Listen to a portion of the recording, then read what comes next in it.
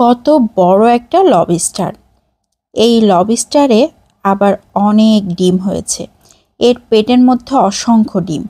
এই ডিমগুলোকে আমি খুব সুন্দর করে এভাবে কাঁচির সাহায্যে ছাড়িয়ে নিব। ডিমগুলো কিন্তু সহজে গলে যায় না, আবার এমনি মাছের ডিম যেরকম একটুতেই ছাড়িয়ে যায় গলে যায়, এই ডিমগুলো কিন্তু তেমন না, একদম শক্ত শক্ত এইভাবেই কিন্তু থাকবে। এই ডিমগুলো আপনি চেষ্টা করলেও খুব বেশি ছাড়াতে পারবেন না, এরকমই থাকবে। তো ডিমগুলোকে আমি সবগুলো কেটে নিয়েছি। এখন এই ডিমগুলোকে খুব সুন্দর করে ধুয়ে নিতে হবে, একদম ক্লিন করে আমি ধুয়ে নিব। এই ডিমগুলোর কিন্তু আলাদা আলাদা এক একটা ছড়া।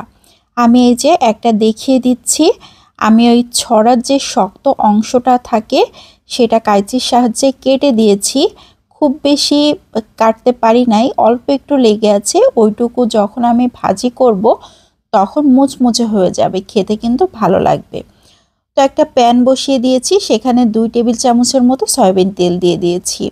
1 চা চামচের মতো রসুন কুচি দিয়ে খুব ভালো করে ভেজে নিচ্ছি। এখন দিয়ে দিচ্ছি আধা কাপ পেঁয়াজ কুচি, কাঁচামরিচ দিয়ে দিচ্ছি 4-5টার মতো ফালি করে। এখন খুব ভালো করে বেশ কিছুক্ষণ ধরে নাড়াচাড়া করতে হবে। পেঁয়াজটা যতক্ষণ না পর্যন্ত একটু নরম হয়ে আসে আমি এভাবে নাড়াচাড়া করে নিয়েছি। এখন দিয়ে দিচ্ছি 1/4 চা চামচের মতো লবণ, হলুদ গুঁড়ো 1/4 চা চামচ। এখন আবারও অনবরত নাড়াচাড়া করতে হবে, পেঁয়াজটা একদম নরম করে নিতে হবে। তো খুব বেশি ভাজি ভাজি করব না পেঁয়াজটা। এ পর্যায়ে দিয়ে দিচ্ছি সেই ডিমগুলোকে। এখন ডিমগুলো দিয়ে আবারও অনবরত নাড়াচাড়া করব। বেশ কিছুক্ষণ এইভাবে সময় নিয়ে নাড়াচাড়া করে ভেজে নিতে হবে। ভাজতে ভাজতে একটা সময় ডিমগুলো কিন্তু পেঁয়াজের সাথে খুব সুন্দরভাবে মিশে যাবে। আর যত ভাজি করা হবে তত পেঁয়াজটাও নরম হয়ে যাবে, ডিমগুলো পেঁয়াজের সাথে মিশে যাবে, একদম মুচমুচে টাইপের হয়ে যাবে। পেঁয়াজ ডিম সব কিছুই একদম মুচমুচে হয়ে যাবে। এইভাবে অনেকক্ষণ ধরে আমি নাড়াচাড়া করে ভেজে নিয়েছি। ডিম ভাজি এখন দেখে কেমন দেখা যাচ্ছে দেখেন, একদম মুচমুচে হয়ে এসছে। ডিম ভাজি কিন্তু একদম কমপ্লিট।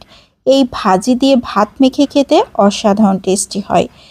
এই লবস্টারটা যেদিন রান্না করেছিলাম সেদিন অনেকেই আমাকে জিজ্ঞাসা করেছিলেন, আপু লবস্টারে এত ডিম হয়েছে, এই ডিমগুলো কি খাওয়া যায়? তো এই কারণে আজকের এই ডিমের রেসিপিটা শেয়ার করলাম।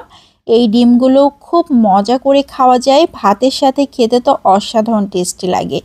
এইভাবে যদি ভাজি করে খাওয়া হয় তাহলে তো কথাই নাই। তো আজকের মতো বিদায় নিয়ে নিচ্ছি। আসসালামু আলাইকুম।